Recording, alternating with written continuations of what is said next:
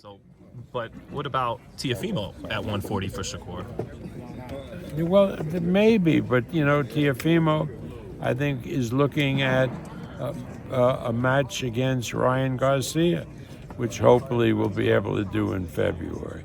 So one thing at a time. You can't have all these guys fighting each other the same night. It doesn't work that way.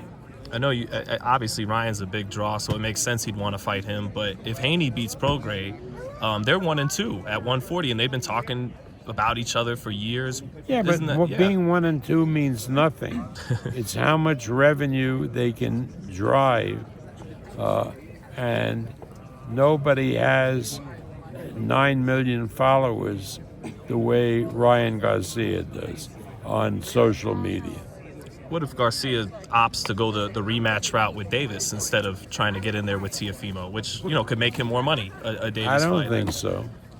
I don't think so. I think he makes much more money with a Teofimo fight, particularly since he has the ESPN engine behind him.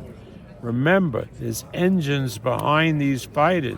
You can't just say, fight this guy and the public will come. You got to have the networks behind it that make it some sense.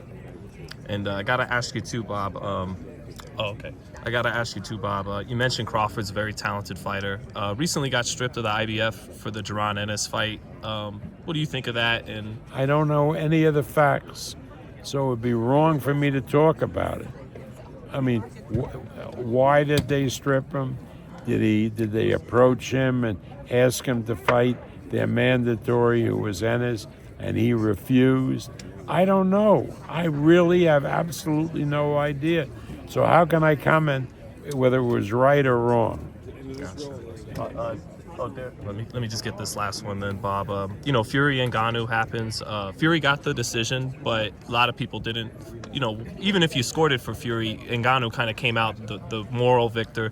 Was that a bad look for the sport, for boxing? It wasn't, because Ngannou is a great athlete, as he showed.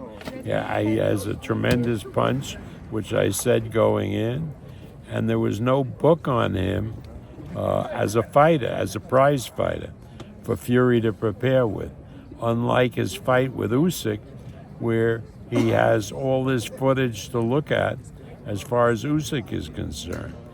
I think Ngannou against the top heavyweight, now that we see what he can do and what he can't do, is going to be a different story.